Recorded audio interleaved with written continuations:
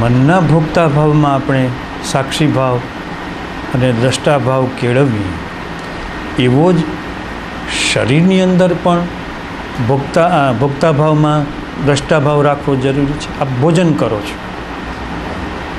આપ cricket match જુઓ છો,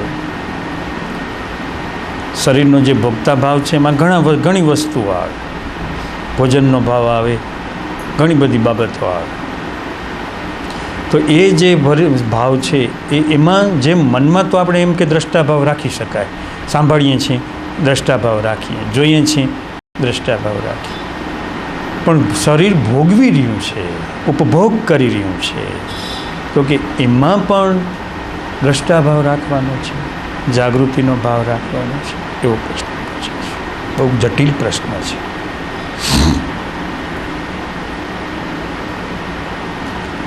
જેવી રીતે અમે તમને કહ્યું કે જે બોલવું અને બોલતી વખતે જાગૃતિ રાખવી અઘરી છે, દુષ્કર છે. મન, વચન અને કાયાનો 3 યોગ છે. એ 3 યોગની સામે જાગૃતિ રાખવાની છે. એક તરફથી કાયા ચાલી રહી છે, બીજી તરફથી મન ચાલી રહ્યું છે, ત્રીજી તરફથી વાણી ચાલી રહી છે. મનનો ફોર્સ ચાલી રહ્યો છે, શરીરનો ફોર્સ ચાલી રહ્યો છે, વાણીનો ફોર્સ ચાલી રહ્યો. 3 ફોર્સ છે પાવરમાં, અને તમારે 3 ફોર્સથી વંચિત રહેવાનું છે, છૂટા રહેવાનું છે. અઘરું છે. એવી જ રીતે શરીરનો જે ઉપભોગ છે એમાં જાગૃતિ રહેતી નથી, દ્રષ્ટાભાવ રહેતો નથી, પણ વ્યક્તિ માત્ર વિચાર રાખી કે આ શરીરનો ઉપભોગ છે, આ શરીરની ક્રિયા છે, માત્ર વિચાર કે આ શરીરનો ઉપભોગ છે, આ શરીરની ક્રિયા છે, તો એ વિચાર જે છે એ તમને છૂટા પાડી દે છે, જુદા પાડી દે છે. પછી જેમ આપ આગળ વધતા જશો, અને જેમ દુર્ગાશંકરભાઈને કોઈ એમ કહે કે ભાઈ તમે શરીરના ઉપભોગમાં તમે શરીરની સાથે હો, તો કેવી રીતે હોઈ શકે કે ભાઈ શરીર હું છું જ નહીં, એટલે શરીર છે એ એનામાં છે, એના પર ભગવાનનું ગીતામાં એક વાક્ય છે. શું કહે છે કે ઇન્દ્રિયોમાં પ્રવર્તી રહી છે. બરાબર પકડજો, ભગવાન એક જગ્યાએ કહે છે ઇન્દ્રિયોમાં પ્રવર્તી રહી છે, ઇન્દ્રિયોના ધર્મમાં પ્રવર્તી રહી છે, વિષયમાં પ્રવર્તી રહ્યા છે. 5 વિષયો એ વિષયોમાં જ પ્રવર્તી રહ્યા છે, એને બીજું કાંઈ જ્ઞાન જ નથી. આંખને બીજું શું જ્ઞાન હોય? જોવા સિવાય આંખને કાંઈ બીજું જ્ઞાન હોય? સાંભળવા સિવાય કાનના તંત્રને બીજું કાંઈ જ્ઞાન હોય? બોલવા સિવાય કંઠને કે જીભને બીજું કાંઈ હોય? શરીરને તમે કાંઈક અગ્નિ અડાડો તો ગરમ લાગે, અને બરફ લગાડો તો ઠંડુ લાગે, તો કે આ સિવાય બીજું ત્વચાને કંઈ તમે આશા રાખી શકો કે તને આ જ્ઞાન કેમ નથી, કે તે જ્ઞાન કેમ નથી? હવે ભગવાન કહે છે કે ઇન્દ્રિયોમાં પ્રવર્તી રહી છે, એના ધર્મમાં પ્રવર્તી રહી છે, વિષયમાં પ્રવર્તી રહ્યા છે, એક્સપ્રેસ થઈ રહ્યા છે. તું તારા ધર્મમાં આવી જા. ઇન્દ્રિયોના ધર્મમાં છે, તું ઇન્દ્રિય તો નથી જ, 100% નથી. દુર્ગાશંકરભાઈ, તું 100% ઇન્દ્રિયમાં નથી, તો તું શું છો? કે તું તારા ધર્મમાં રહે. તો કે મારો સ્વભાવ જોવું અને જાણવું, આત્માનો સ્વભાવ જોવું અને જાણવું.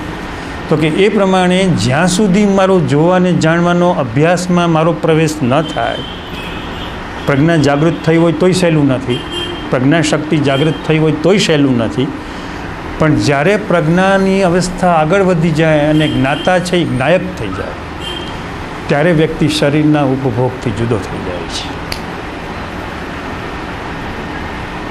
એ પોતાના સ્વભાવમાં રહે છે, એ પોતાની દશામાં રહે છે કે હું મારી દશામાં છું, અને શરીરને તાવ આવ્યો છે, 4 ડિગ્રી ટેમ્પરેચર છે, તો કે શરીરને 4 ડિગ્રી ટેમ્પરેચર છે, એને શરીરનો ઉપભોગ ચાલી રહ્યો છે, અને હું એનો દ્રષ્ટા છું. એક મામલતદાર સાહેબ સાથે અમારે મળવાનું થયું થોડા વખત પહેલાં, તો મને કે અત્યારે મને 4 ડિગ્રી તાવ છે, પણ આપણે ખબર ન પડે કે 4 ડિગ્રી તાવ છે. જે હસતા હોય ને, જે વાત કરતા હોય ને, આપણે એમ થાય કે આપણે તો 1 ડિગ્રી તાવ હોય તો એ ઓઢીને સૂઈ જાય, તાવ આવ્યો છે. આ તો ધડ ધડ ધડ દાદરાના પગથિયાં ચડે છે, ઉતરે છે અને કે મને 4 ડિગ્રી ટેમ્પરેચર છે. કેવો સ્ટેમિના? તો કે શરીરની ઇન્દ્રિયોના ઉપભોગમાં છે, શરીરના પહેલાંમાં છે, તો કે હું એમાં નથી. જ્ઞાન દ્રષ્ટિ નહોતી એને. પણ જો જ્ઞાન દ્રષ્ટિ નહોતી છતાં એ 4 ડિગ્રી ટેમ્પરેચરની જોઈ શકે છે કે શરીરને 4 ડિગ્રી ટેમ્પરેચર છે. તો એ પ્રમાણે વ્યક્તિ માત્ર વિચાર રાખે, જેમ જેમ એ વિચાર રાખતો જશે તેમ તેમ જેમ એનું ડેવલપમેન્ટ થતું જશે તેમ ભગવાને જે ગીતામાં જે મહાવાક્ય કીધું છે એ મહાવાક્ય એને ચરિતાર્થ થઈ જશે. આ વાત આમ ત્યાં સુધી સમજાશે નહીં, સમજાઈ જશે કે ભગવાન આમ કહેવા માગે છે કે સૌ પોતપોતાના સ્વભાવમાં પ્રવર્તે છે અને પ્રવર્તવા દો. તમે એમાં તો કાંઈ વિઘ્ન શું કામ નાખો છો, અડચણ શું કામ નાખો છો? એના સ્વભાવમાં છે. તમે તમારા સ્વભાવમાં આવી જાઓ, તમે તમારી પ્રકૃતિમાં આવી જાઓ, તમે તમારી પોતાની દશામાં આવી જાઓ, અવસ્થામાં આવી જાઓ. પણ એ દશાનું પરિણામ જ્ઞાયક દશા આવે પછી આવે છે, જ્ઞાતામાં નથી આવતું. માત્ર કોઈ વ્યક્તિની કુંડલીની યોગ શક્તિ જાગૃત થઈ જાય, પ્રજ્ઞા શક્તિ જાગૃત થઈ જાય, જોવાનું જાણવાનું શરૂ થઈ જાય, ત્યાંય નથી આવતી. પણ જ્યારે જોવાનું અને જાણવાનું અભ્યાસ વગરનું સ્થિર થઈ જાય એને જ્ઞાયક કહેવાય કે જ્ઞાયક પદ છે એ પ્રતિષ્ઠિત થઈ ગયું. તો કે હવે એમાં બધું પોતપોતાના સ્વભાવમાં ચાલે છે. તકરાર ચાલે છે તો કે તકરાર એના સ્વભાવમાં છે. કંકાસ ચાલે છે તો કે કંકાસ એના નિયમમાં છે, એના ઓર્ડરમાં છે, એની વ્યવસ્થામાં છે. મારે શું? આપણી આજુબાજુ ટ્રાફિકનો ઘોંઘાટ છે તો કે એના સ્વભાવમાં છે. ઘરમાં કંકાસ થઈ રહ્યો છે તો કે એના સ્વભાવમાં છે, એના ધોરણમાં છે, એના નોર્મ્સમાં છે. હું જેમ મને 4 ડિગ્રી તાવ છે તો મને એની સાથે કંઈ લેવા દેવા નથી. તો લોકો ઝઘડી રહ્યા છે, તકરાર કરી રહ્યા છે, વાદ વિવાદ કરી રહ્યા છે તો કે એના પ્રકૃતિના ગુણોમાં છે. ગુણોમાં એક બીજું વિધાન એવું પણ છે કે ગુણોમાં પ્રવર્તે છે. ગુણો પ્રકૃતિના 3 ગુણ, રજોગુણ, સાત્વિક ગુણ અને તમોગુણ. તો કે ગુણો છે એ ગુણોમાં પ્રવર્તે છે. તમે એમાં કંઈ કરી શકવાના નથી. એ ગુણોની રીતે હટી જાઓ. તમે જેમ જેમ ખસતા જશો તેમ ગુણો અદૃશ્ય થતા જશે. તો વચમાં તમે જો કરશો કાંઈ માથાકૂટ તો કે બધી બાજી બગડી જશે. ગુણોમાં પ્રવર્તે છે. તો કે એ જેટલું એનું ગુણનું જે પોતાનું મટીરિયલ હોય એ ખતમ થઈ જવા દો, વપરાઈ જવા દો. ગુણોમાં પ્રવર્તે છે. તો આમ જ્યારે વાતને પહેલાં તો એને દર્શનથી સમજવી પડશે. એકચ્યુઅલી તમે વ્યવહારમાં નહીં મૂકી શકો, પણ જેમ જેમ તમે એને દર્શનથી સમજતા જશો અને વિચારથી જોતા રહેશો તેમ એ વસ્તુ આવતી જશે. હવે માનો કે અત્યારે તમે બેઠા છો, શ્રવણ કરો છો. હવે અત્યારે તમારી અંદર જો જ્ઞાતા દ્રષ્ટા જાગૃત ન હોય તો તમે કંઈ જાગૃતિથી શ્રવણ કરી શકવાના નથી. તો હવે શું કરવું? તો કે જે શ્રવણ છે એ તો આત્માનું જ છે. આત્માની જ વાણી આવી રહી છે, આત્માની સામે ઘસડાઈને આવી રહી છે, આત્માની જેના ઉપર છાપ પડી છે, આત્માની જેના ઉપર દ્રષ્ટિ પડી છે, નજર પડી છે, તો કે એવી વાણી આવી રહી છે. તો કે હવે એ વાણીમાં તમારી પાસે જાગરણ નથી, જ્ઞાતા દ્રષ્ટા પદ નથી, પણ તમારો એ વાણી પ્રત્યેનો પ્રેમ, એ વાણી પ્રત્યેની પ્રીતિ તો કે ગુણોમાં પ્રવર્તે છે. એ વાણી પ્રત્યેની હું બરાબર કહું છું, બેસાડી દેજો. વાણી પ્રત્યેની પ્રીતિ એ શું કહેવાય? તો ભગવાનની ભાષામાં ગુણોમાં પ્રવર્તી રહ્યા છે. કે ઊંચો ભાવ છે વ્યક્તિને, સાત્વિકતાનો બહુ ઊંચો ભાવ છે. તો કે ઊંચો ભાવ છે એ એના સ્વભાવમાં આવી ગયો છે, અખંડપણે આવી ગયું છે, અક્ષૌણ થઈ ગયો છે. તો કે હવે એ અખંડ જે ભાવ જે છે એમાંથી જ જ્ઞાતાનું કિરણ છૂટવાનું છે, એમાંથી જ્ઞાતા માર્ગ કરવાનો છે. જેમ ટ્રાફિકમાંથી આપણે કેમ સ્કૂટરનો માર્ગ કરીએ છીએ, તો કે જ્ઞાતા છે એ વ્યક્તિના જે ગુણ પ્રવર્તી ગયા, એ પ્રવર્તી ગયેલા ગુણમાંથી જ એનો પણ ગુણો સરખી રીતે પ્રવર્તવા જોઈએ, પૂરા વિજ્ઞાનમય રીતે પ્રવર્તવા જોઈએ, એના નિયમમાં હોવા જોઈએ, એની વ્યવસ્થામાં હોવા જોઈએ, એમાં વ્યક્તિનો વિકાર ન હોવો જોઈએ, એનો અહંકાર ન હોવો જોઈએ. એ ગુણો છે એ સ્વતંત્ર છે, અહંકાર વગરના ગુણો છે. પ્રકૃતિના જે એ તો અહંકાર એનો ઉપયોગ કરે છે એટલે એ વિકૃત થઈ જાય છે.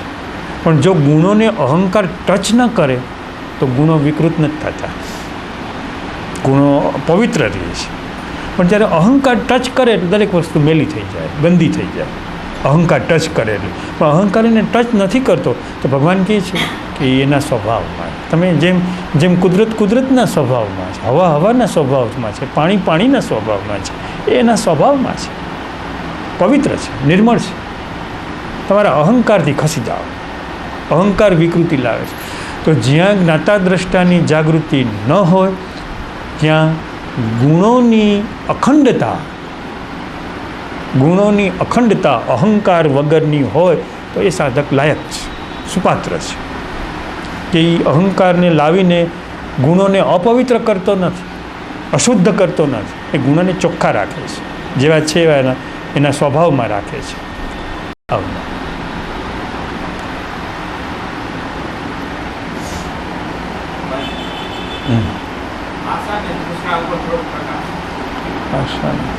પ્રકાશ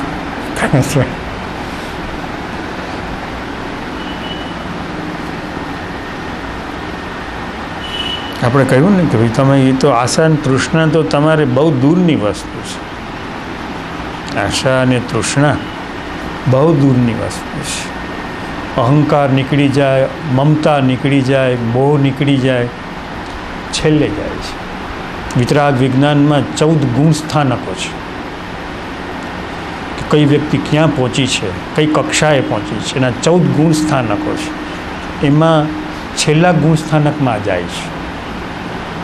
જ્યારે 13મું ગુણ સ્થાનક વ્યક્તિ વટાવી જાય અને જ્યારે 14મા ગુણ સ્થાનકમાં આવે ત્યારે આશા અને તૃષ્ણા જે સૂક્ષ્માતિ સૂક્ષ્મ હોય છે જાય છે. વેદાંતની અંદર જે 7મી ભૂમિકા હોય છે એ 7મી ભૂમિકા ઉપર આ આશા અને તૃષ્ણા જાય છે. ત્યાં સુધી દબાયેલા હોય છે, સૂક્ષ્મ હોય છે. અને કંઈક ને કંઈક આશા એના મનમાં ઊંડે સારી આશા, ખરાબ આશા ન હોય, સારી આશા. પણ સારી કે ખરાબ, વિજ્ઞાન એટલે વિજ્ઞાન કે એ તમારા સ્વરૂપને તો એ આંતરે જ છે. સ્વરૂપ ઉપર તો લીસોટો મારી જ દઈએ છે, ડાઘ પાડી જ દઈએ છે. તો આશા રાખવી એટલે શું કે પોતાના સ્વભાવથી જે કંઈ બની રહ્યું છે એનાથી જુદું કંઈ પણ આકાંક્ષા ન રાખવી, કંઈ પણ થવા ન દેવું, એમાં આશા રહિતતા કહેવાય. કે જે કુદરતના ઋતમાં જે બની રહ્યું છે, નિયમમાં, કુદરતના સ્વભાવમાં જે કંઈ બની રહ્યું છે એની અંદર તમે ક્યાંય કોઈ પણ પ્રકારની આશા, માનસિક આશા ઊભી કરતા નથી, હૃદયની આશા ઊભી કરતા નથી, પ્રાણની આશા ઊભી કરતા નથી. તો કંઈ આશા રહિતતા છે. આવો આદર્શ રાખ્યો હોય તો સારું, પણ એ કંઈ અમલ નહીં થાય, એનો અમલ ન થાય તો પાખંડ થાય. એટલે અમે એના ઉપર આ તો કબીરનું ચાલે છે એટલે બોલ્યા. કબીરનું આજ લાસ્ટ ડે છે એટલે આશા તૃષ્ણા આવે. એમાં કબીરનું અંતિમ સત્ય શું તો કે આશા તૃષ્ણા. આશા તૃષ્ણા જવા જોઈએ. કબીર છે એ મૂળ પુરુષ છે, મૂળ અવસ્થામાં છે, મૂળ પદમાં છે, એટલે આવું વાણી આવે. બીજાને વાણી આવી ના આવે. કોઈ નકલ કરવા ધારે તો એ કબીરની વાણી બોલી ન શકે, કારણ કે મૂળ વાણી છે. સારામાં સારો કલાકાર હોય ને સારામાં સારો સાહિત્યકાર હોય, શબ્દની શક્તિ, શબ્દની સરસ્વતી એને વરી હોય, કબીર જેવું બોલ્યા છે હું બોલો છે ન આવે, ના આવે. કારણ કે મૂળ વાણી છે, મૂળમાંથી આવે છે. એટલે આશા અને તૃષ્ણા ઉપર આદર્શ રાખવો, પણ એના ઉપર ચિંતન કરવું નકામું છે. અત્યારે તો આપણે અહમતા અને મમતા ઉપર રાખો, જોવા અને જાણવા ઉપર રાખો, કર્તાપદને શાંત કરવા ઉપર રાખો. આપણો આ સત્સંગ હાઇટવાળો છે, ઊંચાઈઓ છતાંય આપણે ના પડી લ્યો તો હવે તમે આશા તૃષ્ણાની ચર્ચા કયા સત્સંગમાં કરી શકશો? આપણો આ સત્સંગ એક કક્ષાનો છે, એક હાઇટવાળો છે. એમાં પણ આપણે કંઈ છીએ કે એ હાઇટમાં પણ આ વિષય અઘરો પડે, આકરો પડે. આમાં અહમતા અને મમતાને નિર્માલ્ય કરવાની વાત મહત્ત્વની છે. કર્તાપદ અને ભોક્તાપદને નિર્માલ્ય કરવાની વાત મહત્ત્વની છે. પ્રજ્ઞાશક્તિમાં કેન્દ્રિત થવું મહત્ત્વનું છે. જ્ઞાયક દશામાં આવવું મહત્ત્વ. બસ આટલું થયા પછી આપોઆપ એની મેળે જે વસ્તુ છે એ થવા માંડશે, બનવા માંડશે. ત્યાં સુધી વાત કરવાનો અર્થ જાજો નથી.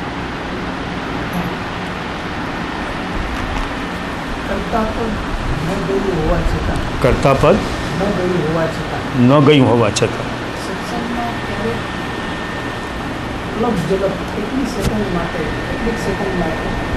ખાલી વાણી અને જ્ઞાતા ભાવ બે જ લે છે. પોતાનું શરીર અને જ્ઞાની પુરુષનું શરીર ઘણું ન હોય એવું લાગે છે. તો એ ભાવ છે કેટલીક સેકન્ડ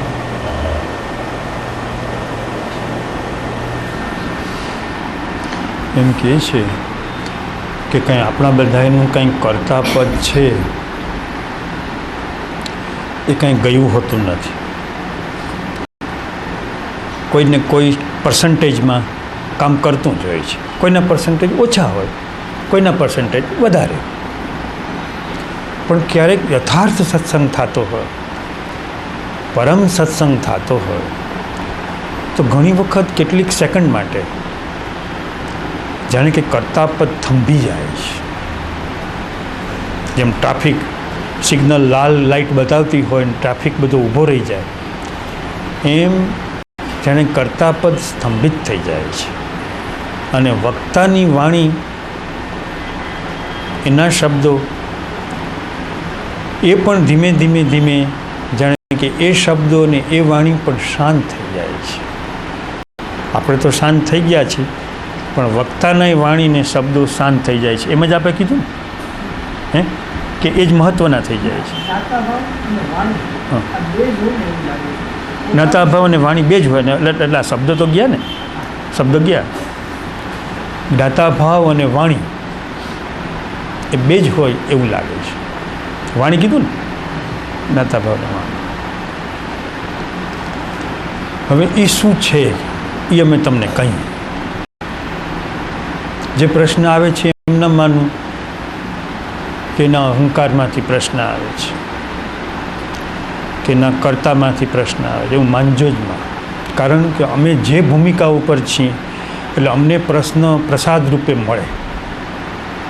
એટલે અમારો ભગવાન તરફથી મળેલો એ પ્રસાદ હોય છે. અમારી ભૂમિકા એવી છે કે ભાઈ અમને કંઈ ભાષણ કરતાં આવડતા નથી, અમને કંઈ વ્યાખ્યાન કરતાં આવડતા નથી, વ્યાખ્યાન કરવાની અમારી ઈચ્છા નથી, અમારી સત્સંગ કરવાની એ ઈચ્છા નથી. એટલે હવે ભગવાનને જે કરાવવું હોય કરે. એટલે ઘણી વખત જે કેટલાક લોકોને વ્યવસ્થામાં રાખવા માટે કંઈ છે કે પ્રશ્ન તમે શાંતિ રાખો, સમજવામાં ધ્યાન રાખો, એ વ્યવસ્થા માટે કહીએ છીએ. અને ક્યાંક અમે જોઈએ છીએ કે જે પ્રશ્ન આવે છે એ વસ્તુને સાધક ભગવાનની અંદર જે આત્મા જે દિશા કરી રહ્યો છે, માર્ગ કરી રહ્યો છે, એને પુશ કરવા માટે આવે છે.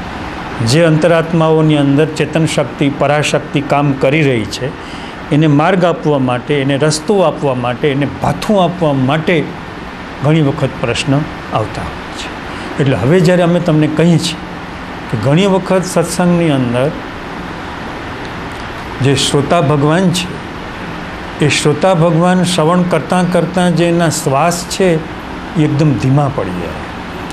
અને ધીમા પડતાં નાભીમાં જાણે કે શ્વાસ ચોંટી ગયો હોય એવું લાગે.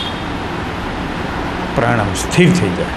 આવું બીજે ક્યાંય થાય નહીં, બને નહીં, આવું બને. કેટલીક વખત એવું લાગે કે જાણે મસ્તક ખાલી થઈ ગયું છે, બધો ભાર ઉતરી ગયો છે અને આ રૂનો ઢગલો થઈ ગયો છે. જાણે રૂ, સફેદ રૂનો ઢગલો હોય, બધો ભાર જાણે કે ઉતરી ગયો છે એવું લાગે. શરીર જાણે કે વજન વગરનું થઈ ગયું છે, નાજુક થઈ ગયું છે, સૂક્ષ્મ થઈ ગયું છે. આખા રૂમમાં જેમ એક કીડી જગ્યા રોકે એટલું થઈ ગયું છે. અને ક્યારેક એમ લાગે કે આખું શરીર જાણે આખા રૂમ જેવડું મોટું થઈ ગયું છે. માથું જાણે મસ્તક જાણે ત્યાં છતને અડી ગયું છે. અને આખું શરીર વિશાળ વિરાટ થઈ ગયું છે, આકાશ જેવું શરીર થઈ ગયું છે, એવું થઈ જાય છે. આ બધું જે થાય શું કામ થાય, કેમ બને? તો કે વ્યક્તિની જે મનોદેહિક ચેતના છે, મનોદેહિક ચેતના એટલે ક્રોધ, માન, માયા, લોભ, મન, બુદ્ધિ, ચિત્ત, અહંકાર, જેમાંથી સાધન તરીકે ખર્ચાય, વપરાય, એને મનોદેહિક ચેતના કહેવાય. તો કે હંમેશા સંસારમાં ઘૂમનારી હોય, વર્તુળ રૂપે સંસારમાં ફર્યા કરનારી હોય. હવે આવી ચેતનાને જ્યારે થાક વર્તાય, સંસારનો ભાર વર્તાય, બોજો વર્તાય, અને એને એમ લાગે કે આમાંથી છૂટવા જેવું છે, આમાંથી બહાર નીકળવા જેવું છે, તો એને જ્યારે સત્સંગનો પ્રીતિ થાય, સત્સંગનો પ્રેમ થાય, અને બરાબર એના અંદરના પરમાણુઓ એ સત્સંગની ધારા સાથેના મેચિંગમાં આવે, એની સાથેના સત્સંગ કરનારની ધારા અને સત્સંગ સાંભળનારની ધારાનું જ્યારે મેચિંગમાં આવે પરિસ્થિતિ, ત્યારે એની મનોદૈહિક ચેતના છે એ જેમ રાત્રે ઊંઘમાં બુદ્ધિ ખસી જાય છે, રાત્રે ઊંઘમાં જેમ અહંકાર ખસી જાય છે, એમ સત્સંગની હાજરીમાં, બુદ્ધિની હાજરીમાં, અહંકારની હાજરીમાં એની મનોદૈહિક ચેતના ખસી જાય છે. અને પરાચેતના જે છે એનો પ્રકાશ, એની આભા એ સાધકના ચિત્તતંત્રમાં વ્યાપી જાય છે. એટલે સાધકને એટલું સુખ વર્તાય, એટલી શાંતિ વર્તાય કે આવું સુખ મારા ધ્યાનમાં નથી આવતું, આવું મારી ક્રિયામાં નથી આવતું, આવી મારી પૂજામાં નથી આવતું, આવું મારી જે કંઈ સ્વાધ્યાયની પ્રવૃત્તિ હોય એમાં નથી આવતું. આ શેને કારણે આવ્યું? તો કે પરા સત્સંગનો જે પરમ સત્સંગની જે ચેતનાની જે ગતિ જે છે એ અવકાશમાં, ઈથરમાં વ્યાપી જાય છે. અને એ અવકાશમાં અને ઈથરમાં જ સાધક ભગવાનની મનોમય ચેતના બેઠી છે.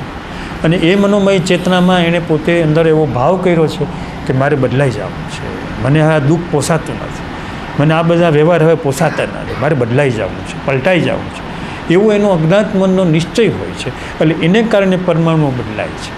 તો એ વખતે જ્યારે કદાચ કેટલીક વખત જે બોલનાર હોય એ સંભવ છે કે એવું બની શકે કે જેને બોલનારનું શરીર પણ એને ન હોય એવું લાગે. એણે તો એટલું જ કીધું છે કે જેને શબ્દો પણ ન હોય એવું લાગે છે. પણ એવું પણ બની શકે કે તમે ખુલ્લી આંખે જોતા હો ને ખુરશી તમને ખાલી દેખાય, આવું પણ બની શકે. તેને છે જ નહીં કાંઈ, કારણ કે બોલનાર છે એ પરાચેતનામાં છે, મનોદૈહિક ચેતનામાં છે જ નહીં. એનું સ્વભાવ થઈ ગયો છે, એની પ્રકૃતિ થઈ ગઈ છે, એનું બંધારણ થઈ ગયું છે. પરાચેતના, પરાચેતના, પરાચેતના, આ મનોદૈહિક ચેતના નહીં.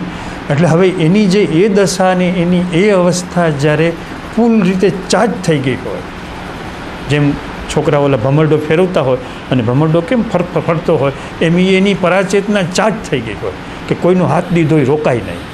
તો એ સમયે એ ચેતનાની રેન્જમાં સાધકો આવી જાય. હવે એમાં જેની જેવી અવસ્થા, જેવી જેની દશા હોય એને એક ક્ષણ માટે કે એક સેકન્ડ માટે પણ મનનો અભાવ થઈ જાય. આમ જેને આકાશમાં વીજળી થાય ને, મન ખસી જાય, બુદ્ધિ ખસી જાય, તો એ બહુ ભાગ્યશાળી કહેવાય કે આને કૃપા મળી ગઈ, કે આને ક્ષણ માટે કે પળ માટે પણ મન ખસી ગયું. અને એક ક્ષણ માટે પણ આ કબીર સાહેબની વાણીમાં કદાચ આજે આવ્યું કે એક ક્ષણમાં તમારા હજારો દોષ બળી જાય છે. કદાચ આજે આવ્યું કે આવો જ્યારે સત્સંગ હોય છે, આવું જ્યારે જ્ઞાન હોય છે, ત્યારે તમારું બધું કે છે અનંત જન્મનું બળી જાય એક જ ક્ષણમાં, કાચી સેકન્ડમાં. કે એક દિવાસળીનો તમે એક તણખો નાખો તો સેંકડો વર્ષનો કચરો એ બળી જ જાય ને, એમાં કાંઈ વાર શું લાગે? કચરો ભલે વર્ષો જૂનો હોય, પણ દિવાસળીને એક તણખો જ નાખો, બધું બળી જાય. તો કે એક ક્ષણની અંદર જ્યારે વ્યક્તિના બની જાય ત્યારે અંદર બધું ચોખ્ખું થઈ જાય, પરાચેતના સાથેનો સંબંધ સ્થાપિત થઈ જાય. થતો નહોતો, વાંચવાથી, ધ્યાન કરવાથી, નામસ્મરણ કરવાથી થતો નહોતો, પણ આ પરાચેતનાની ઉપસ્થિતિને કારણે, એની હાજરીને કારણે આવું બનતું રહેતું હોય છે ઘણીવાર. તો હવે એ જે છે એ કર્મકૃત વ્યક્તિત્વ ગયું નથી, પણ કર્મકૃત વ્યક્તિત્વનું અનુસંધાન જ્યારે આ સાથે થયું ત્યારે એને લાઈન મળી, એને દ્રષ્ટિ મળી, એને દીક્ષા મળી, એને બોધ મળ્યો, એને બોધ થયો, એને બોધ થયો કે વસ્તુ આ છે, ખરેખર સાચી વસ્તુ આ છે, નક્કર નગદ વસ્તુ આ છે. એમથી તો કે એવો અનુભવ દરેક વ્યક્તિએ પોતાના ધ્યેયમાં રાખવો કે અમે સત્સંગમાં આવીએ છીએ કે અમારું ધ્યેય તો આ છે, માત્ર વાણી સાંભળવી નથી. વાણી ભલે ઘણી કેટલીક વખત એકની એક આવે, દ્રષ્ટાંત કોઈ વખત અનેક વાર આવે, ઘણી વખત, તો એ મહત્ત્વનું નથી. કોઈ સવાલ મહત્ત્વનો નથી, કોઈ જવાબ મહત્ત્વનો નથી, પણ મહત્ત્વની આ દશા છે કે આ દશા લાવવા માટે આપણે પ્રયોગ કરી રહ્યા છીએ કે આ દશા આવે. કારણ કે વ્યક્તિ અહંકારથી તો કંઈ કરી શકતી નથી, કરતા પદથી તો કંઈ કરી શકતી નથી. તો આ દશા આવે કે કેમ? તો ઘણી વખત આવી દશા આવી રીતે આવે. અને અમે યુવાન હતા ત્યારે અમને આવી દશાનો અમને અનુભવ છે. અમે જાણીએ છીએ કે આ કોઈ ભ્રાંતિ નથી, આ કોઈ ભ્રાંતિ નથી, ઇલ્યુઝન નથી, ડોગમા નથી, આ એક રિયાલિટી છે, એક હકીકત છે કે આવું થાય, આવું બને. હવે બન્યા પછી હવે એના મય રહેવું, હવે વ્યક્તિનું ચિત્ત ત્યાં જ રહે. પછી જેને આવું બનાવ બની જાય પછી બીજી ઘણી પ્રવૃત્તિઓ કરવી પડે, વ્યવહારની જવાબદારીઓ હોય, ધંધાની, વ્યવસાયની ઘણી બધી જવાબદારી બધામાં હોય, તો એનું ચિત્ત જેમ દાઢ દુખતી હોય તો આપણું ચિત્ત ત્યાં જ રહીએ કે મને દુખે છે, મને દાઢ દુખે છે. એનું ચિત્ત જે પેલું થયું બનાવ જે બન્યો ત્યાં જ એનું ચિત્ત રહે. એ જ સાધના, બીજું કંઈ ન કરે તોય ચાલે. કારણ કે એનું ચિત્ત ક્યાં છે? તો કે જ્યાં ચિત્ત છે ત્યાં ઘટના ઘટિત થઈ રહી. તો કે એનું ચિત્ત મને જ્યાં મારું મન ખસી ગયું, મારી બુદ્ધિ ખસી ગઈ, મારું વ્યક્તિત્વ ખસી ગયું અને અંદર જાણે કાંઈ છે જ નહીં એવું થઈ ગયું, તો કે અહીંયા મારું ચિત્ત છે. કૃષ્ણ પ્રેમ રમણ મહર્ષિ સામે બેઠા હતા અને કૃષ્ણ પ્રેમને રમણ મહર્ષિની સામે બેઠા ધ્યાન કરતાં એકાએક એને દબાણ આવ્યું, નાક ખુલી ગઈ, તો ત્યાં કૃષ્ણમૂર્તિની જગ્યા ખાલી, આ રમણ મહર્ષિની જગ્યા ખાલી હતી. એટલે કૃષ્ણ પ્રેમ સમજી ગયા કે આ પરાચેતનાનું સ્વરૂપ છે. વાણી તો ખાલી બાનું છે, સત્સંગની વાણી તો બાનું છે, પણ કરવાનું શું છે? તો કે આ પરાચેતના વ્યક્તિની અંદર ગતિશીલ થાય, ક્રિયાશીલ થાય, કામ કરતી થઈ જાય. વ્યક્તિનું આયુષ્ય 30 વર્ષનું બાકી હોય તો એ 30 વર્ષમાં તો એ કેટલી મજલ કાપી નાખે. પણ જો આ ન થાય તો 3 લાખ જન્મથી ન થાય, 3 કરોડ જન્મથી જો આ ન થાય તો જો આટલું થઈ ગયું તો પર્યાપ્ત છે. વ્યક્તિ નેશનલ હાઈવે ઉપર આવી ગઈ, રોડ ઉપર આવી ગઈ, ગલીઓમાંથી બહાર નીકળી ગઈ, ખાંચા ખૂંચીમાંથી બહાર નીકળી ગઈ, રોડ ઉપર આવી ગઈ. આટલું જો થઈ જાય તો કે એના માટે જ સત્સંગ છે.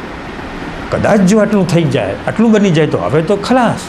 વ્યક્તિનું ચિત્ત ત્યાંથી ખસે જ નહીં. 24 કલાક કંઈક પણ કરે, બાજાબાજી થાય, ઝઘડો થાય, તકરાર થાય, બધુંય થાય, વ્યવહાર છે, મનોમય ચેતના છે, પણ એનું ચિત્ત છે એ ત્યાં આ જગ્યાએ છે. તો કે એને કારણે વ્યક્તિને અનંત જન્મોમાંથી લિમિટેડ જન્મોમાં આવી જાય. એના માટે સત્સંગ છે. તો આ પ્રશ્ન જે અમને આવ્યો કબીર સાહેબને કારણે, આપણા પોતાના અનુસંધાનને કારણે આવ્યો છે કે ભાઈ આ વાત તમે આટલી બધી તો વાતું કરી, પણ આ શું? તો કે આ સાધકોના ચિત્તમાં ક્લિયર કરો, ચોખ્ખું કરો. એટલે એ જે ચોખ્ખું થઈ ગયું એ જીવનભર રહેવાનું, આજીવન રહેવાનું, અનંત જીવનમાં રહેવાનું. કે આ ચોખ્ખું થઈ ગયું એ સંસ્કાર રૂપે રહેવાનું. એ છે.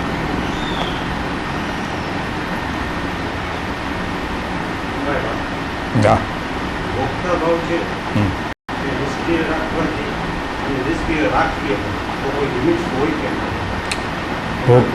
ભોગતા ભાવને નિષ્ક્રિય કરવાની કરેલ પણ એની કોઈ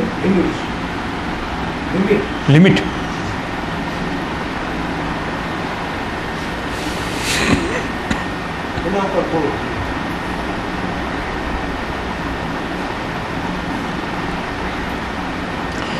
પ્રશ્ન કરતા એમ પૂછે છે કે જે ભોગતા ભાવ, આ ભેદ તો બધા સમજી ગયા છે કે અહંકારના 2 પ્રકાર છે. એક અહંકાર કર્તા રૂપે પ્રગટ થાય છે અને બીજો અહંકાર ભોગતા રૂપે પ્રગટ થાય છે. દુઃખ ભોગવે છે ત્યારે પણ અહંકાર પ્રગટ થાય છે, સુખ ભોગવે છે ત્યારે પણ અહંકાર પ્રગટ થાય છે. સુખ અને દુઃખ ભોગવતો નથી અને ક્રિયા કરે છે તો ક્રિયા તો થાય છે એના નિયમથી, પણ છતાં અહંકાર એમ કહે છે કે હું કરું છું. ક્રિયા જે થાય છે, દ્રવ્ય, ક્ષેત્ર, કાળ અને ભાવના બધા સંયોગો ભેગા થયા માટે ક્રિયા થાય છે.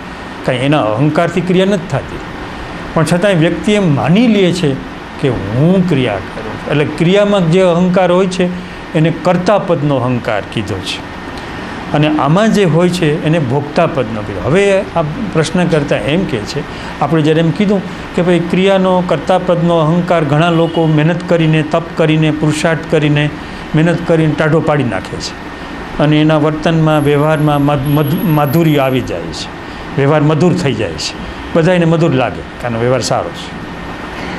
પણ ભોગતાપદમાં દુઃખમાંથી બચાતું નથી. હવે પ્રશ્ન કરતા એમ કહે છે કે ઘણા લોકોએ પ્રયત્ન કરીને, પ્રયોગ કરીને પોતાના ભોગતાપદને ઠંડો કર્યો હોય, સ્થિર કર્યો હોય, આવા સંયોગોથી, આવા વાતાવરણથી કર્યો હોય અને પછી પોતાના વ્યવહારની જે બીજી ફરજો અને કર્તવ્યો હોય એમાં પણ જ્ઞાતા દ્રષ્ટાનો ભાવ રાખીને એનું ઓપરેશન પણ કર્યું હોય, તો કે હવે ભોગતા ભાવને આગળ ઘટાડવાની કોઈ લિમિટ ખરી કે નહીં? હવે એ હું ત્યાં આવ્યો ને એ પ્રશ્ન પાસે, હવે ત્યાં પહોંચ્યો હું.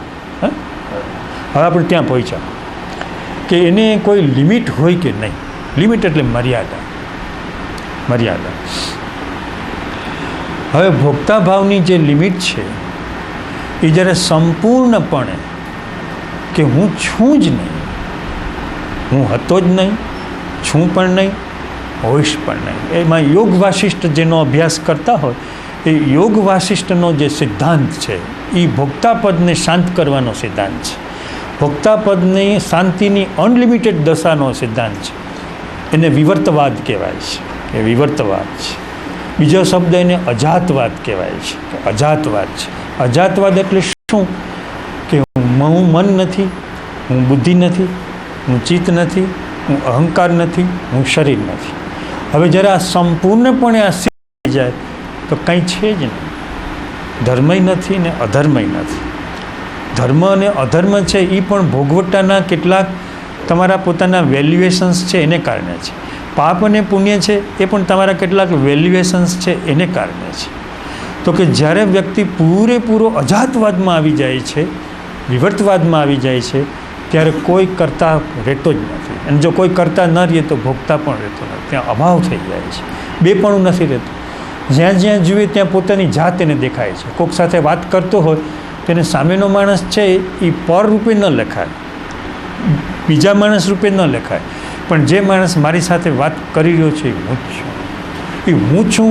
એ પણ હજી ભોગતાપણાની લિમિટ છે. હજી હું છું તે હું છું ને સામે માણસ છે એ મારામાં છે, હું એનામાં છું. પણ હજી હું છું ત્યાં સુધી હજી ભોગતાપણાની લિમિટ છે. અનલિમિટ ક્યારે થશે? કે જ્યારે હું છું એ નીકળી જાય અને જે છે તે છે. આ અનલિમિટેડ છે. હું છું એ અહિંસક છે, રુજુતાથી ભરેલું છે, કોમળતાથી ભરેલું છે, કરુણાથી ભરેલું છે, પરમ છે. છતાં એ જે હું છું એ છે એ વ્યક્તિને પોતાના અંદરના સૂક્ષ્મ મનોમય ચેતના સાથે સાંકળે છે કે હું છું. ભલે જ્ઞાનની વાત કરું છું પણ હું છું. એ હું છું સામેનામાં પણ હું જ છું, મારો જ આત્મા છે. એ મારો આત્મા ને એનો આત્મા એ બે નીકળી જાય તો એને માટે કહેવાય ઇટ ઇઝ. અંગ્રેજીમાં એમ કહેવાય, કૃષ્ણમૂર્તિ બોલે કે ઇટ ઇઝ. અહમ બ્રહ્માસ્મિ એમ નહીં, હું બ્રહ્મ છું એમ નહીં, હું પરમ તત્વ છું એમ નહીં, પણ ઇટ ઇઝ. એ છે, તે છે. હું નથી ને તુંય નથી. તારામાં હું હવે મને જોતો નથી, પણ હું નથી ને તુંય નથી. જે છે તે છે. એટલે અવૈયક્તિક થઈ જાય ત્યારે જ વ્યક્તિના ભોગતાપણાનો અંત આવે. જ્યાં સુધી હું છું ત્યાં સુધી વ્યક્તિગત છે, પર્સનલ છે, પર્સનલ ફેનોમિના છે. પણ જ્યારે વ્યક્તિની અંદર એનું હું છું એ નીકળી જાય છે ત્યારે એની પર્સનાલિટી નીકળી જાય છે અને જે છે તે છે, ઇટ ઇઝ. અને એ જે છે તે છે એ શું છે? તો કંઈ પ્રકાશ છે, એ દીવાદાંડી છે. અને જીવનની સરિતા વહી રહી છે. જીવનની જે સરિતા છે, સુખ દુઃખ અનુકૂળતા પ્રતિકૂળતા એ વહી રહ્યું છે. અને એમાં હવે વ્યક્તિનો આત્મા છે એ કેન્દ્રમાં નથી, વ્યક્તિનું ચેતન છે એ કેન્દ્ર નથી, પણ જે છે તે એનો પ્રકાશ દૂરથી પડી રહ્યો છે. એ જીવનની સરિતા ઉપર જેમ દૂરથી વહોડકું પાણીમાં આવેલું આવતું હોય અને 24 કિલોમીટર દૂર અત્યારની જે બધી દીવાદાંડીઓ, નવી દીવાદાંડીઓ બને છે ને 45 કિલોમીટર સુધી પ્રકાશ જાય છે. લેટેસ્ટ જે બધી બને છે તો કે 45 કિલોમીટર સુધી એનો પ્રકાશ જાય. તો કે એ 45 કિલોમીટર સુધી એનો પ્રકાશ હોડકાવાળાને લાઇટ દેખાડે છે, પ્રકાશ દેખાડે છે. તો કે એ પ્રમાણે વ્યક્તિની જે જીવન સરિતા ક્યાંય ને ક્યાંય વહેતી હોય પણ એનો ઝીણો ઝિલમિલ ઝરમર પ્રકાશ એને મળ્યા કરે તો કે એમાં ભોગતાપણાનો અંત છે, લય છે. તો જ્યાં સુધી હું આત્મા છું ત્યાં સુધી ભોગતાપણાની હજી લિમિટ છે કે વ્યક્તિ ભોગતાપણાનો આનંદ માણે છે, આત્માનો આનંદ માણે છે, ભક્તિનો આનંદ માણે છે વ્યક્તિ. તો એ આનંદ ભોગવે છે. ભક્તિનો આનંદ હોય છે ને, ભક્તિ કરવાનો આનંદ આવે, કીર્તન કરવાનો આનંદ આવે, સત્સંગ કરવાનો આનંદ આવે. તો કે વ્યક્તિ સત્સંગનો આનંદ માણી રહી છે, સત્સંગનો આનંદ ભોગવી રહી છે. જ્યારે જે છે તે છે આવે ત્યારે વ્યક્તિ સત્સંગનો આનંદ માણતી નથી. સત્સંગના આનંદથી પર છે. સત્સંગમાં આનંદ પ્રવર્તી રહ્યો છે, સત્સંગમાં શાંતિ પ્રવૃત્તિ, પણ એ આનંદ સાથે એનું કોઈ ઋણાનુબંધ નથી, આનંદ સાથે એનો કોઈ હિસાબ નથી. એટલે એ પર છે. તો કે ત્યાં આ જે છે વસ્તુ એ પૂરી થઈ જાય છે, એની અનલિમિટેડ છે. તમારો આજ પૂછવા માંગતા હતા કે પૂછવા માંગતા હતા કંઈક ને આવી ગયું કંઈક? આજ પૂછવા. એકદમ બરાબર.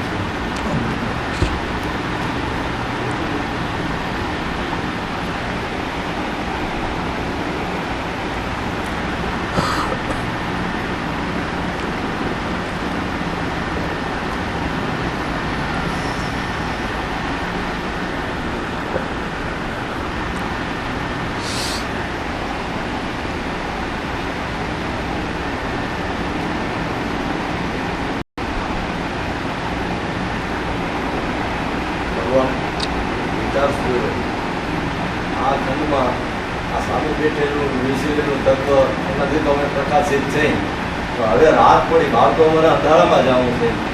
મળશે કાંઈ જે જોઈ છે તે? આ સામે બેઠી રહેલું વિસરેલું તત્વ જવાનું મન નથી થતું તો શું કરું? બહાર અંધારું છે. હવે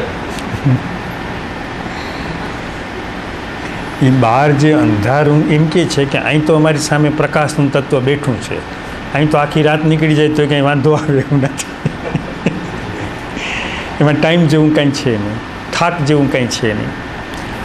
પણ જ્યારે આત્માની ઉપસ્થિતિથી વંચિત થાય છે, એની હાજરીથી જ્યારે વંચિત થાય છે, ત્યારે આપણા પોતાના પરમાણુ આપણને ઘેરી વળે છે. અત્યારે આપણા પરમાણુ ખસી ગયા છે. આ લાઇટ એવું છે, આ પ્રકાશ એવો છે કે તમારા પરમાણુને છિન્ન ભિન્ન કરી નાખ્યા, આઘા પાછા કરી નાખ્યા. એટલે તમારું મૂળ સ્વરૂપ છે એમાં તમને ફેંકી દીધા. પણ ફરી પાછા તમે એ પ્રકાશથી જાઓ છો એટલે વળી તમારા પરમાણુઓ ભેગા થઈ જાય અને વેર વાળશે, બમણો હુમલો કરશે કે ધ્યાન રાખજે તે ઓલા ઓમ આવાસના ખંડમાં 1 કલાક 2 કલાક તે મારી ફિલ્મ ઉતારી હતી, હવે આવી જાય. એટલે જે તમે યાદ રાખજો, સત્સંગમાંથી બહાર જશો ને એટલે વેર વાળશે. તમને એવા બનાવ બનશે કે આ શું, આવા સારા વાતાવરણમાંથી આવું છું ને આ વળી ઊંધું આવું ક્યાંથી આવી પડ્યું? આવે જ. પોઝિટિવ ને નેગેટિવ બે છેડા સામસામા વર્ક કરે છે. એને માર સામેનું યુદ્ધ કહેવાય છે, એને માયા સામેનું યુદ્ધ કહેવાય છે કે તમને છોડશે નહીં. માયાના પરમાણુઓ છે એ અવિનાશી નથી, એને નાશ પામવો નથી, એને ટકી રહેવું છે, બચી રહેવું છે. આપણને દુઃખ થાય છે પણ એને કાંઈ દુઃખ, પરમાણુને કાંઈ દુઃખ નથી. દુઃખ આપણને થાય છે કે આ ક્યાં સુધી, પણ એને દુઃખ નથી, એને ટકી રહેવું છે. એટલે એ તમારા ઉપર હુમલો કરશે, એવા સંયોગો ઊભા કરશે, એવી ઘટનાઓ ઊભી કરશે, એવા આકર્ષણો ઊભા કરશે, અને તમારે આકર્ષણોમાં તણાવવું પડશે, એવો લોભ ઊભો કરશે, એવો મોહ ઊભો કરશે. તો અપેક્ષા રક્ષણ સાથેના કવચની છે, આપશો? આગલા પ્રશ્નમાં શું કીધું કે જે વ્યક્તિનું કર્તૃત્વ હટી ગયું હોય, જેનું ભોક્તૃત્વ હટી ગયું હોય, એ ક્રિયારૂપે તો હોય જ નહીં, કર્તા રૂપે તો હોય જ નહીં. એટલે લેવું મેળવવું એ આપના પક્ષે છે. આપની તાકાત હોય તો મળે, આપની શક્તિ હોય તો મળે. ઘણા લોકો અમને કહે છે કે તમે અમારા ઘરમાં તમને જોયા, એમ ઘણા કહે છે, અમારા ઘરમાં અમે તમને આંટા મારતા જોયા, એમ કોઈ વાત કરે. એ જે હોય, આ તો પ્રશ્ન સમજવાનો છે કે એમાં કર્તાપદ નથી. વ્યક્તિનું કર્તાપદ ને વ્યક્તિને કંઈ ખબર ન હોય. એ તો આ મનોમય ચેતનાને જાણવાની કંઈ જરૂર ન હોય. તો હવે વ્યક્તિનું જે કામ છે એ શું છે કે પોતે જ્યાં સુધી એના પરમાણુ શાંત નથી થયા ત્યાં સુધી એક સાધન તરીકે આપણે કીધું કે તીવ્રતાથી કોઈ પરાશક્તિનું આહ્વાન કરવું. અને એ આહ્વાન કરવામાં તમારી પોતાની આજુબાજુની જે કંઈ પરિસ્થિતિ હોય એને વશ ન થવું, નિયંત્રણ ઊભું કરવું, એને આત્માનું આંતરતપ કહેવાય છે. આંતરતપ જરૂરી છે, બહિર્તપની જરૂર નથી. ઉપવાસ નહીં કરો તો ચાલશે, એકટાણા નહીં કરો તો ચાલશે, પગે ચાલીને બહુ શરીરને કષ્ટ નહીં આપો તો ચાલશે. એ બહિર્તપ છે. બહિર્તપનું ફળ બહિરમાં જ આવે, અંતરતપનું ફળ અંદર આવે. એટલે વ્યક્તિએ બહિર્તપ નહીં પણ અંતરતપ કરવાનું છે કે પોતે આત્માના તરફી રહેવાનું છે, આત્માના પક્ષમાં રહેવાનું છે. ભૂલે ચૂકે ક્યાંય પક્ષપાત નથી કરવાનો, રાગદ્વેષ નથી કરવાનો. ઘરના માણસો હોય તોય, નજીકનો મિત્ર હોય તોય ભગવાનના પક્ષમાં રહેવાનું છે, આત્માના પક્ષમાં રહેવાનું. અઘરું છે, અંતરતપ અઘરું છે. તમારા શરીરની વકીલાત ન કરી શકાય, તમારા શરીરનું તરફેણ ન કરાય, તમારા વિચારની તરફેણ ન કરાય, તમારા તર્કની તરફેણ ન કરાય. તમારો તર્ક છોડી દેવાય, તમારો વિચાર છોડી દેવાય, તમારો ભાવ છોડી દેવાય.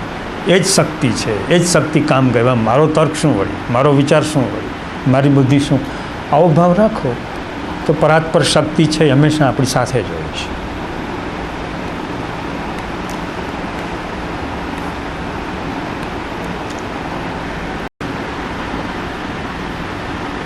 કોઈને ન પૂછવું હોય તો આપણે પૂરું કરીએ.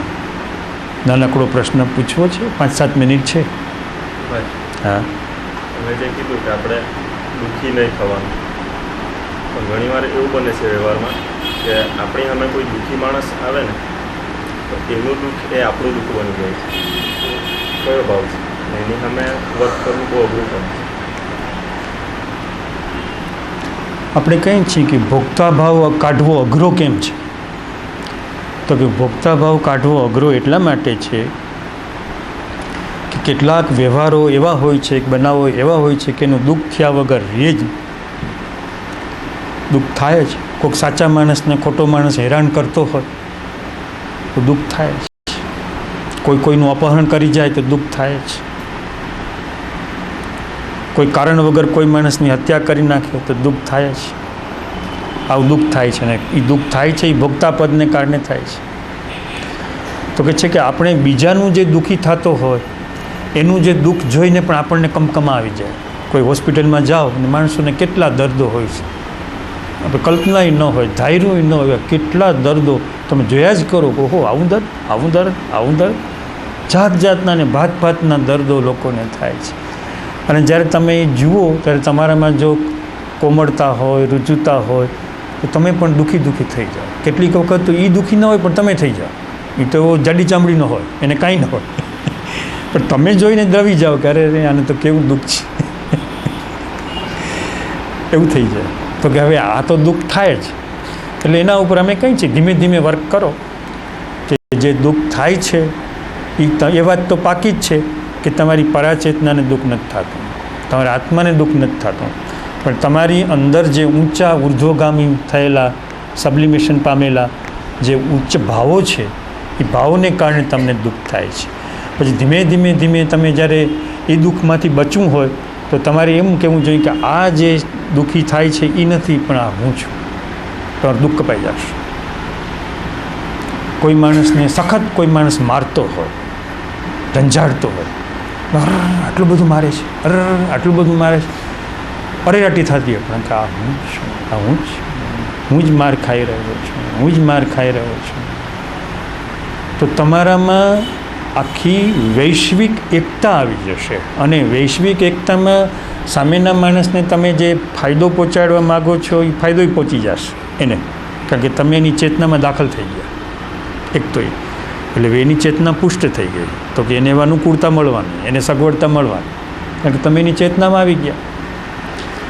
એટલે બીજાને જ્યારે દુઃખી થતા જોઈએ ત્યારે દુઃખી જે થાય છે એ શું કામ થાય છે કે એને હું જુદા કર્તૃત્વ તરીકે જોઉં છું, જુદા વ્યક્તિત્વ રૂપે જોઉં છું.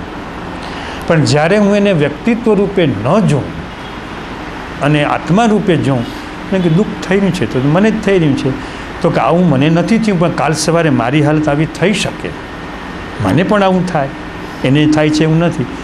આમ જ્યારે વ્યક્તિની સ્થિતિ દશા આવે ત્યારે દુઃખ વગર જે જુએ એને સાધનામાં એક શબ્દ છે અનુકંપા, કરુણા. દયા છે એ અહંકારમાંથી આવે છે. અને જ્યારે પણ દયા કરે ત્યારે સમજવું કે એની અંદર નિર્દયતા પેદા થઈ જ ગઈ છે. હવે સામે ખૂણે નિર્દયતા ક્યાંક બીજી જગ્યાએ આવશે. એક જગ્યાએ દયા કરી તો બીજી જગ્યાએ નિર્દયતા આવશે. જે દયા આવે છે એ અહંકારમાંથી આવે છે, પણ જે કરુણા છે એ વ્યક્તિના દર્શનમાંથી આવે છે, એ સમજણમાંથી આવે છે. એ પાર્થિવ પરમાણુમાંથી નથી આવતી. એનું જે દર્શન છે એમાંથી કે સામેના માણસને હું દુઃખી જાઉં છું, એટલે જેમ અરીસા સામે ઊભા હું ને મને મારું મોઢું દેખાય તો દુઃખના જે પરમાણુઓ છે બધા, વ્યક્તિ નથી દેખાતો પણ દુઃખના પરમાણુઓ નાચ કરતા દેખાય છે કે દુઃખ નૃત્ય કરી રહ્યું છે, દુઃખ નાચી રહ્યું છે. ત્યારે દુઃખને નાચી રહ્યું જોઉં છે એટલે મારું મન શાંત, દુઃખી ન રહીએ પણ શાંત થઈ જાય, શાંત થઈ જાય. ઓ રામ ઓ ભગવાન, ઓ નારાયણ. પણ તમારી જે શાંતિ છે એ દુઃખી માણસમાં દાખલ થઈ ગઈ. સામે માણસને ખબર ન પડે કે આ કેમ શાંત થઈ ગયો, પણ એ તમે કર્યો. કેટલાક માણસને ખબર ન પડે કે એકાએક હું આટલો બધો શાંત હતો નહીં ને કેમ થઈ ગયો. અને સામેનો માણસ અનુકંપાથી ભરેલો છે, સામેનો માણસ કરુણાથી ભરેલો છે. એટલે એની અનુકંપા અને કરુણાને કારણે એનું દુઃખ શાંત, એને શબ્દો, આશ્વાસનના શબ્દો દેવાની જરૂર ન પડે, માથે હાથ મૂકવાની જરૂર ન પડે. માત્ર હું વેદું છું કે દુઃખના પરમાણુ પ્રવૃત્તિ રહ્યા છે. અમે ડોંગરે મહારાજની પત્નીને એક દ્રષ્ટાંત આપીએ છીએ કે ડોંગરે મહારાજના પત્નીને થર્ડ ડિગ્રીનું કેન્સર હતું. બહુ પીડા થતી હતી, ઘણું કષ્ટ થતું હતું. અને કોકને કીધું કે ભાઈ હવે કાં તો કંઈક આમાં રાહત થાય એવું કરો અને કાં ઉકલી જાય એવું કરો, બેમાંથી એક રસ્તો કરો. રાહત તો કહે છે આ ડૉક્ટરો કે કાંઈ આવું થાય એવું છે નહીં. હવે જેને એણે કીધું એનામાંથી એક ભાવ નીકળ્યો, ઓ ભગવાન, ઓ પરમાત્મા. એની હાય નીકળી ગઈ અંદરથી, ઓ ભગવાન. એનું સવારે શરીર છૂટી કે તમે જાઓ એ પહેલાં કંઈક કરતા જાઓ. જેમ તમે કીધું કે અંધારામાં અમારે ભેગા આવો, તો કે તમે જાઓ એ પહેલાં કંઈક કરતો કહો ઓ ભગવાન. તો અમે કહીએ છીએ કે ઓ ભગવાન, અંધારામાં ભેગા જાઓ. તો એને કારણે એનું શરીર છૂટી ગયું સવારે. આવો એક પ્રસંગ નથી, કાગનું બેસું ડાળનું, આવા અનેક છે, અનેક પ્રસંગો છે કે અનુકંપા છે, કરુણા છે, એના પરમાણુઓ છે એ પહેલાં પરમાણુઓની સાથે થઈ જાય છે. એટલે દુઃખી થાય છે. એટલે જે લોકો નિષ્ઠુર છે એના કરતાં સારા કહેવાય, દયાહીન હોય, નિર્દય હોય, કે જેને કોઈ અસર જ ન થાય. તો કે એ તો પ્રકૃતિની પાશવી તાકાત છે, પશુ જેવી તાકાત છે. ત્યારે આપણી પાસે જે તાકાત છે એ પશુથી ઉપર ઉઠેલી માનવીય છે, અને એ પણ ભક્તિની છે, ભક્તિની શક્તિ. એટલે ઊંચાઈ ઘણી કહેવાય, પણ આપણે તો વિજ્ઞાન પકડવું છે કે જન્મ મરણના બધા ફેરામાંથી બહાર નીકળવું છે. એટલે મગજમાં રખાય કે આમાંથી પણ બહાર તો નીકળવાનું છે, અહીંયા અટકી જવાનું નથી. બીજા પ્રત્યે મને જે આટલો ભાવ થાય છે, કારણ કે એમાં પાછો અહંકાર જોડાઈ જાય છે. ખબર ન પડે આપણને, પણ પાછળથી અહંકાર ધીમે ધીમે પોતાને ખાતે બધું ખતવણી કરી નાખે છે. શરૂઆતમાં સારું કર્મ કરે, પણ ધીમે ધીમે ધીમે એ બધું અહંકાર પોતાના ખાતામાં જમા કરી નાખે કે આ મેં કહ્યું, હવે તમે ક્યાં જાઓ. એટલે એ બધું જે વસ્તુ જે છે કે વ્યક્તિ પોતે મારે આ દુઃખમાંથી, આ ભાવમાંથી મારે બહાર નીકળવું છે. દુઃખી થતાં અટકવું છે, નજર રાખવી કે આ દુઃખીને હું જોઉં છું, મને એમ કે મને અંદર આશ્વાસન નહીં મળે કે મારા દુઃખને કારણે દુઃખી નથી થતો, હું આના દુઃખને કારણે દુઃખી થાઉં છું. એટલે એમ વ્યક્તિને આશ્વાસન મળે કે બીજાના દુઃખે હું દુઃખી થાઉં છું. પણ એ મનોદેહિક ચેતનાનો ગુણધર્મ છે. બીજાના દુઃખે દુઃખી થવું એ મનોદેહિક ચેતનાનો ગુણધર્મ છે. અને પારમિતા પ્રજ્ઞાનો ગુણધર્મ એ છે કે બીજાની અંદરની શાંતિ સાથે એકતા કરવી. તમે કોઈ વખત મ્યુઝિયમમાં જાઓ, પશુ પ્રાણી સંગ્રહ સ્થાનમાં જાઓ, ઝેરી ભયાનક સાપ હોય, પાંજરામાં પૂરેલા હોય, તમે એની સામે ધ્યાનમાં જો ઊભા રહી જાઓ છો, સાપ ધ્યાનમાં તમારી જોડે જ ધ્યાનમાં બેસી જશે. ઝેરી છે સાપ, એને એટલી અસર થાય છે એને. સાપને પણ અસર અમે તો પ્રત્યક્ષ જોયેલું છે, અનુભવેલું છે મદ્રાસમાં, કે ઝેરીમાં ઝેરી સાપ છે ને, તમે શાંત રીતે, શાંત ભાવે એની સામે, એની અંદરની જે ચેતન શક્તિ છે એ સાથે ધીમે ધીમે ધીમે જે ફૂફાડા મારતો હતો, આસ્તે આસ્તે આસ્તે અને પશુ જલ્દી થઈ જાય. કારણ કે પશુને માણસ જેવો અહંકાર ન હોય, માણસ ન થાય, કારણ કે એને ખોપરીમાં અહંકાર છે, પશુને અહંકાર નથી. તો કે એને નિસર્ગને, એની પ્રકૃતિને એની અસર થઈ જાય. તો આપણે જે દુઃખી છે એ દુઃખી માણસની અંદર જે શાંત શક્તિ છે એની સાથે એકતા અનુભવીએ તો દુઃખી થતાં અટકીએ. અને જે દુઃખ જોઈએ છીએ એના કરતાંય મોટા દુઃખો વિદ્યમાન હોય છે, એ તો આપણને ખબર નથી હોતી. એટલે આપણે એક દુઃખ સાથે બંધાઈ ગયા, પણ જે જોઈ રહ્યા છીએ એના કરતાંય બીજા અનેક પ્રકારના દુઃખો ચારેકોર ચાલી રહ્યા છે. હવે કેટલા દુઃખને હું પહોંચી વળું? તો કે એક એક દુઃખનો હિસાબ કરવા જશો તો મેળ નહીં પડે. તો કે હવે એક દુઃખને નહીં, પણ જે દુઃખથી પહેલે પારની જે દશા જે છે, તો કે એની સાથે હું એકતા કરી રહ્યો છું, એની સાથે હું એકતા કરી રહ્યો છું. તો વ્યક્તિ દુઃખી થતી બચે. દુઃખી થતી અટકે તો જ તમે સામા માણસને મદદ કરી શકો. તમે જો દુઃખી થાવ તો એનું દુઃખ વધી જાય. કોઈ માણસ અવસાન પામ્યું હોય પછી ઘણા લોકો બહુ રોકકડ કરે, હકીકતે એના આત્માની અશાંતિ વધે. અને કેટલાક એમ બને કે રોકકડ કરીએ તો એને એમ થાય કે મારા પ્રત્યે લાગણી છે, એની અશાંતિ વધે. પણ તમે રોકકડ ન કરો અને જે એ આત્મા છે એની સાથે બિલકુલ એકતા કરો, શાંતિ કરો, તો ખરેખર એને શાંતિ પહોંચે. તો બી દુઃખી માણસ માટે પણ આપણે શાંત થવું જરૂરી છે. જેટલા તમે શાંત થાવ એટલી મદદ પહોંચાડી કહેવાય.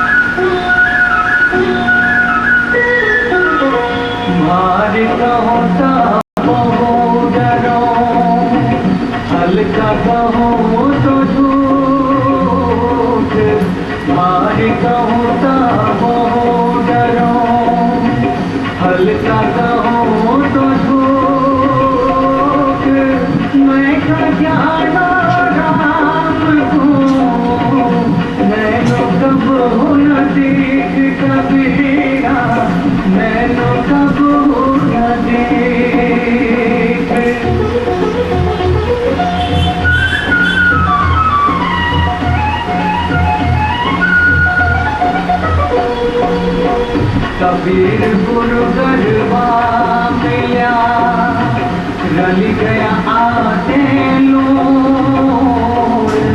कबीर गुरु गरबा मिला रल गया आते लोर.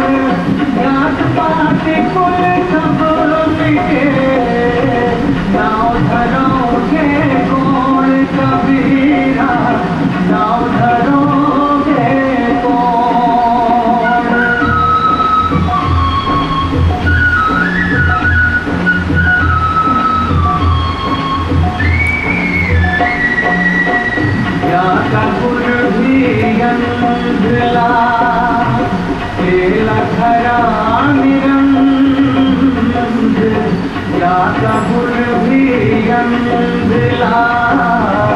केला धरा निरंज अंधे अंधा खेलिया दुनिया को पड़ंत. कबीरा दुनिया को पड़ंत.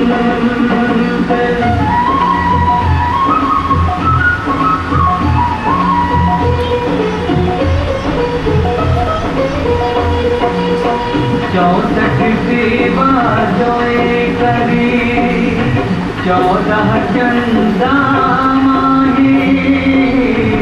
64 सेवा जोए करी 14 चंदा माही. ती घड़ी किसका जानिया जिन घड़ी गोविंद नाही. कबीरा जिन घड़ी गोविंद नाही.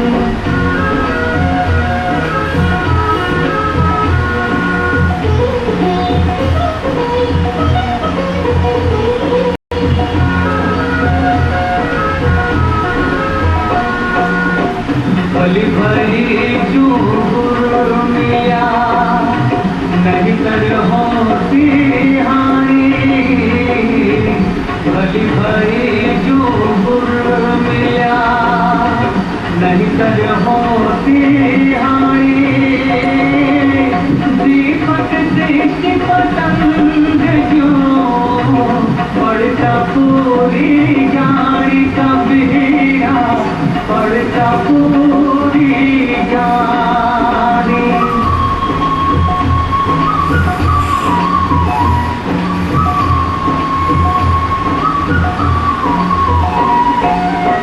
चेतनी चौकी बनती करी सतगुरु देव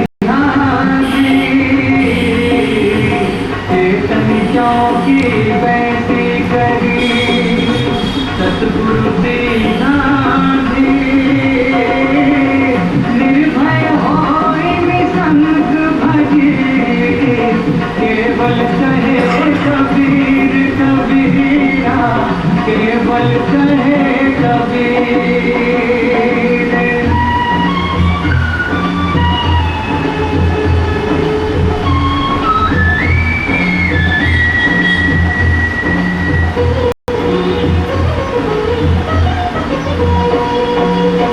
सतगुरु का क्या सोनिवा काकले भी लोहारा सतगुरु का क्या सोनिवा काकले भी लोहारा कसनी से कंचन किया साइलिया सत्कार कबीरा साइलिया सत्कार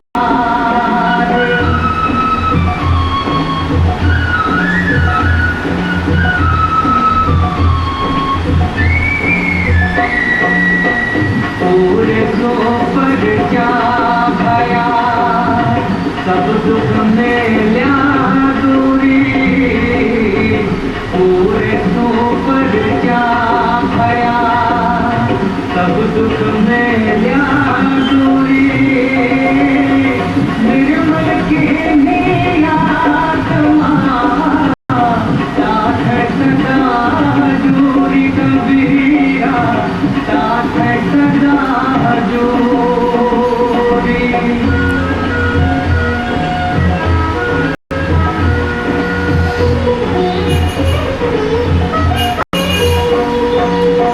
कबीर कहे मैं कथी गया ब्रह्मा महेश कबीर कहे मैं कथी गया ब्रह्मा महेश राम नाम तत्सार है सबका उपदेश कबीरा सबका उपदेश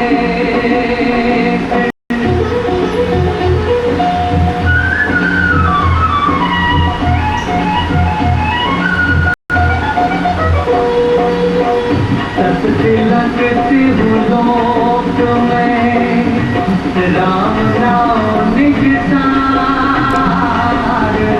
सकती लगती हूँ लोक में राम नाम निजतार जन कबीर मत तक दिया शोभा अधिक आभार कबीरा शोभा अधिक आभार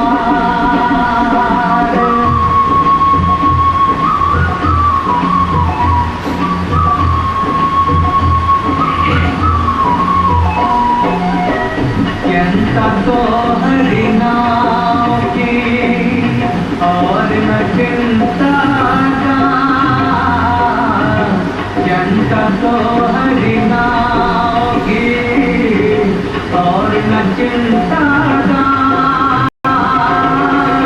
ये कुछ चित में राम बिन सोई काल की पास कबीरा सोई काल की पास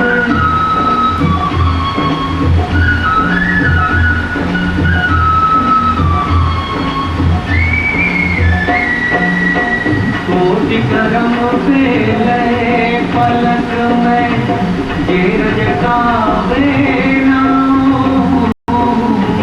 कोटि करम पे लय पलक में ये रजकावे नाम अनेक योग के पुण्य करे नहीं राम बिन ठाव कबीरा नहीं राम बिन ठाव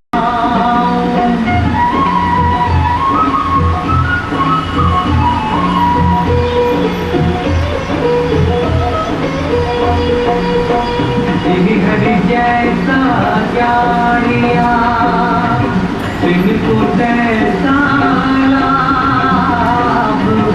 हरि जैसा जानिया तुझको तैसा लाभ हो तो प्यास न भागे जब लगे धसे न आभ कबीरा जब लगे धसे न आभ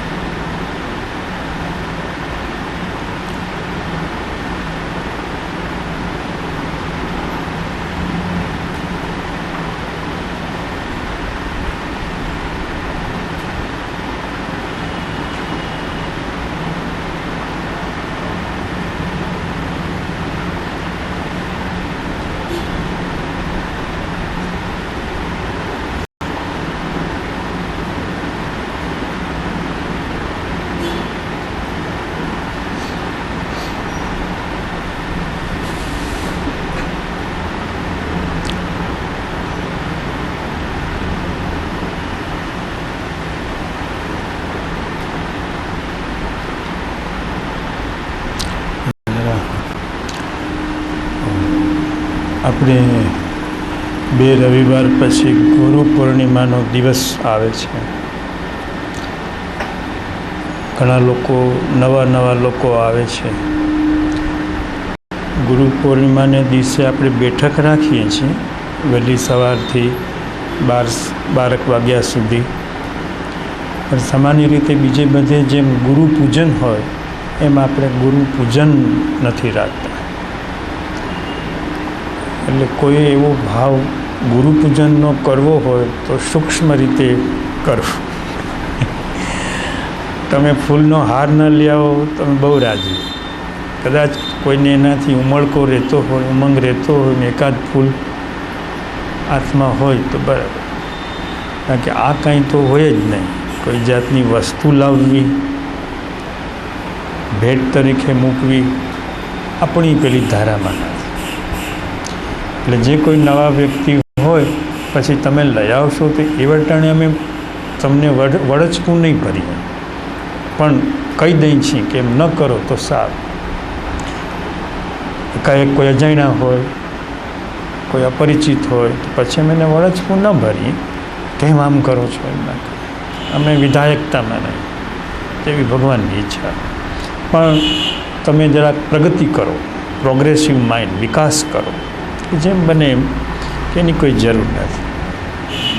ઘણા લોકો અમને અંગત રીતે મળે છે કે કંઈક પ્રસાદ જેવું અમે ગોઠવીએ, બહાર ક્યાંક વ્યવસ્થા કરી, પણ એ તો બધું આખું મૂળ ચીલો ચાતરી જવાય.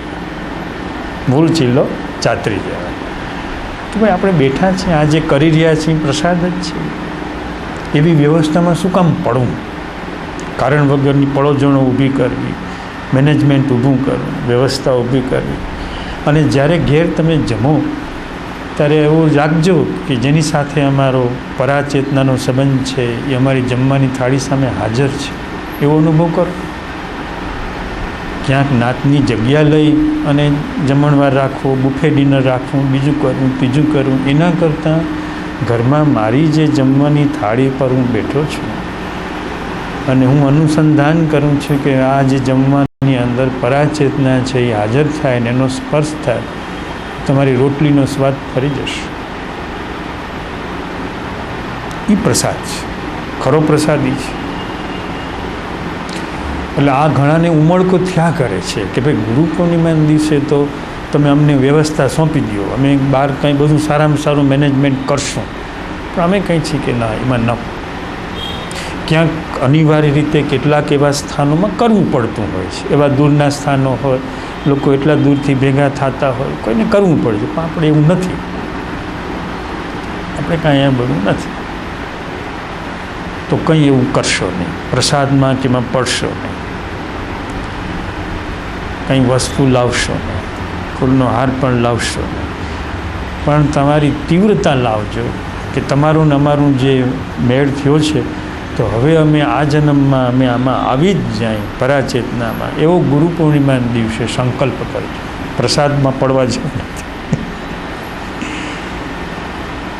એવો સંકલ્પ કરો કે અમે આજના દિવસે અને કેટલાક દિવસોના પરમાણુઓનું અમુક મૂલ્ય હોય છે, એના અનુભવો હોય છે, એની અનુભૂતિઓ હોય છે, એની ઘટનાઓ હોય છે, એના પ્રસંગો હોય છે.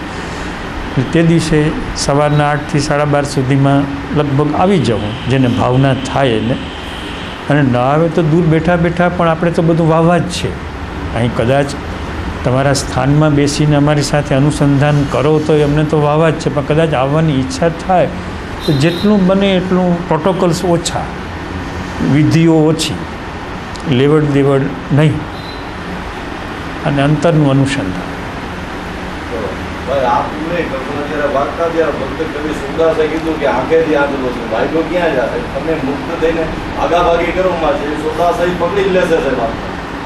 ઔપચારિકતા જે કરે કરે, પણ ન કરે તો એ આપ ભાગાભાગી કાં કરો. એટલે ઔપચારિકતા કર, જ્યાં સુધી આપને વિવેક ચાલે, વિનય ચાલે, ત્યાં સુધી ચલાવવું છે. પછી કદાચ જે થાય ને પછી અમારે કંઈક સલાહ આપવી પડે, માર્ગદર્શન દેવું પડે, તો એ અમારી શક્તિમાં રોકાય. માર્ગદર્શન ગમતું હોય કોઈને તો શું કરો? તો કહું છું ને, ઘરે કરો, ઘરે લાપસીનું આંધણ મૂકો,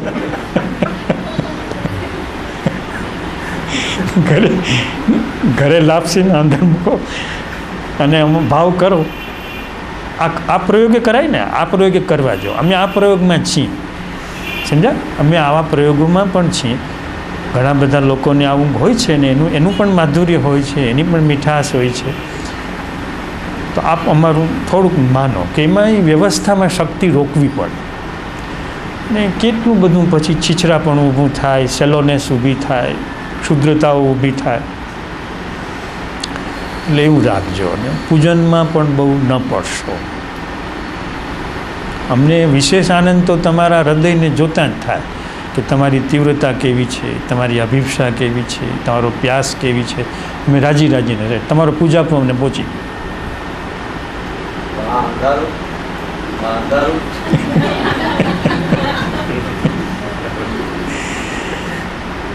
તો હવે આપ એ રીતે રાખજો. એટલે નવા ઘણા લોકો આવે છે એ રીતે રાખજો. એટલે હવે પોલ બ્રન્ટને રમણ ભગવાનને કીધું કે આપની થાળીમાં જે ઈડલી પડી છે એ મને આપો. એટલે રમણ કે કેમ? તો મારે પ્રસાદ થઈ જાય ને. તો રમણ કે હું બીજો રસ્તો દેખાડું કે તમારી થાળીમાં જે ઈડલી પડી છે એને હું જોઉં છું, એને મારો આત્મા જોઈએ છે, એને મારી ચેતના જોઈએ છે. તો એ તમને કેમ પ્રસાદ ન લાગ્યો ને આ પ્રસાદ લાગ્યો? એટલે આપ એ રીતે જરા જોજો. ઓમ હરિ, ઓમ હરિ.